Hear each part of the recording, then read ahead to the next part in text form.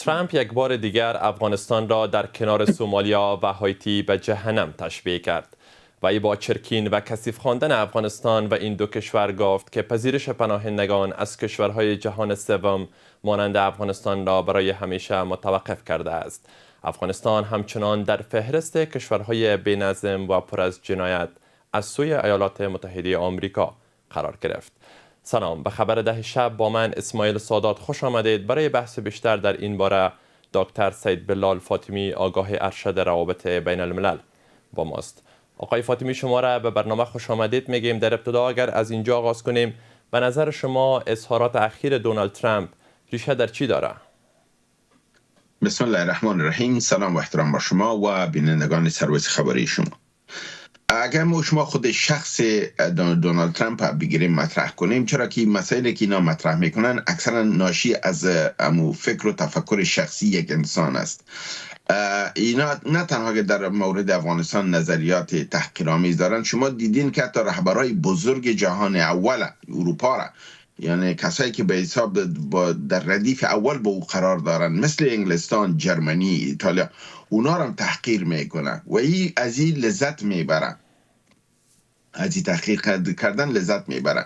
مختص در مورد افغانستان اگر بگوییم، اینا میگن عقده حقارت. عقده حقارت چی است؟ عقده وقتی که شما از یک مرجع ضربه دیده باشین و خود نسبت به او خرد محسوس میکنین، شما در مقابل از او اساسیت بیشتر نشان میتین. وقتی که اساسیت بیشتر نشان میتین، این عقده درونی شما را ظاهر میکنه، شما باز هر چیز میگن.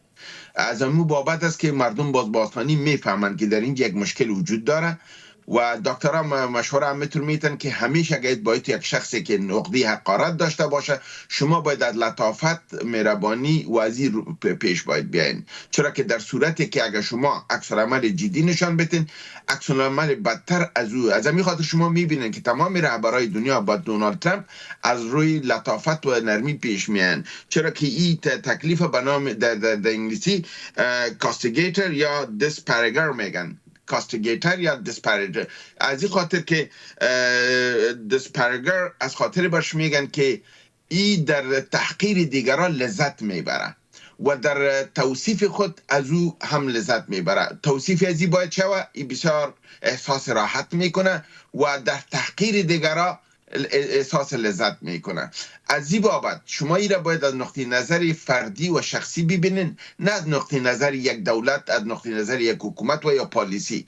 در مورد پالیسی ما همیشه گفتیم که گپای دونالد ترامپ سیریس نگیرن، جدی نگیرن. او نماینگر پالیسی عمیق استبلیشمنت امریکا نیست و الحمدلله بارها که گپ زدیم، بارها گپ من ثابت شده. در مورد بندش پولها برای شما ما گپ زده بودم، در مورد گرفتن باگرامی گپ زده بودم، در مورد گرفتن گرینلند گپ زده بودم، در مورد کانادا گپ زده بودم، در مورد هر جایی که ترامپ گپ زد ما گفته بودم پیش از این نرین، این عملی هم نمیشه، قابل تطبیق هم نیست و این چیز نیست. بر علاوه از این یک تکلیف دیگه هم داره که ایره انتگونیست میگن. انتگونیست کسی است که در مقابل یک فرد، یکی او تکلیف قبلا که براتون گفتم که کاستیگیتر میگن، او عمومی است.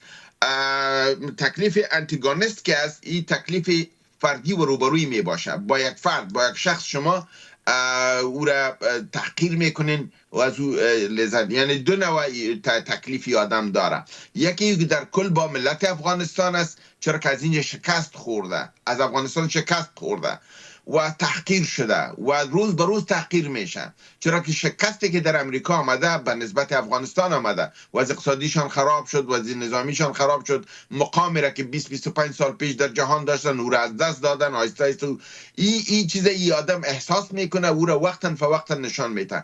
اگر این کلمات را که استعمال کرده که چرک است و که چتل است، خو اینمی ملت چرک و چتل بود که تو را به دندان زد. اینمی ملت با مو لباس جنده و پوشیده به حساب گندیدی خود بود که تو را به دندان زد و اونمی افراد اینمی گنده و چتلی بود که شما آمدین پول دادین و در پالوی خود استاد کردین، مثل عطا محمدی نور، مثل عبدالله، مثل اسماعیل خان. خو اینمی هم کلگی شپش داشت، کلگیش گنده بود. شما برین عکسای اولشان ببینید. خو اینا دلار دادن، ریشایش کوتاه کردن، نکتایی برشان زدن، در پالوی خود استاد کردن.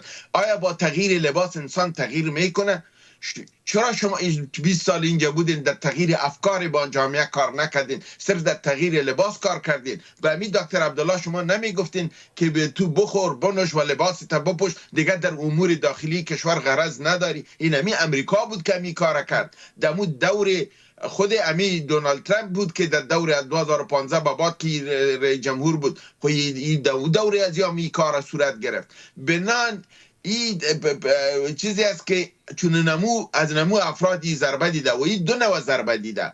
یک نوع ضربه از امارت اسلامی از مجاهدین دید که ایره شکست داد، یک نوع ضربه از داخل دید که امو افراد چرک و چتل را که از نقاط مختلف کشوری جمع کرد و لباسایشان تغییر داد، ریشایشان کوتاه کرد، نکتایی ها برشان زد، اونا میره ضربه زدن. چرا اینا به نسبت جنایتی که اونا کردن، به نسبت فساد مالی را که کردن، به نسبت استفاده سویی که از قوای بین المللی کردن و پولی که به افغانستان وافر آمد او بیجای شد. بنان ای امو عقده هم در دل داره و این عقده تا زمان حل نمیشه تا که آدم در قدرت باشه، یکی از قدرت بره با دخانی خود که خود چرت زده بره. مدت در کل در پالیسی تغییر نمیاد تا زمانی که از وقتا فوقتا ما شما با مشکل روبروی خواهد شدیم. وقتی که از قدرت رفت پالیسی ها تغییر میخوره، نه مهاجرت ای بند کرده میتونن، نه مهاجرین ای کشیده میتونن، نه با کدام مشکل دیگری. عملی ای گپ زد دمی افتام از امریکا به امارات اسلامی پول آمده.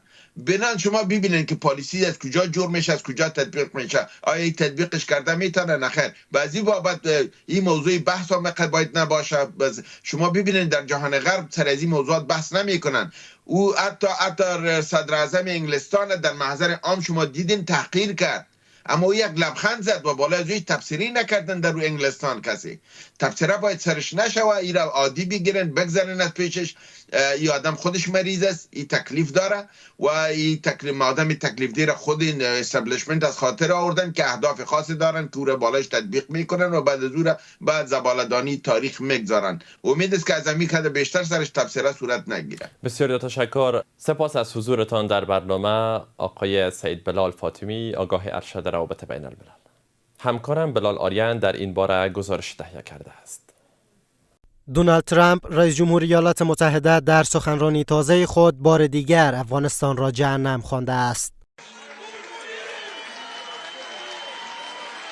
ترامپ در یک سخنرانی که قرار بود روی وضعیت اقتصادی امریکا متمرکز باشد، بحث را به مهاجرت کشاند و افغانستان را در کنار هایتی و سومالیا کشورهای کثیف و جرم زده توصیف کرد.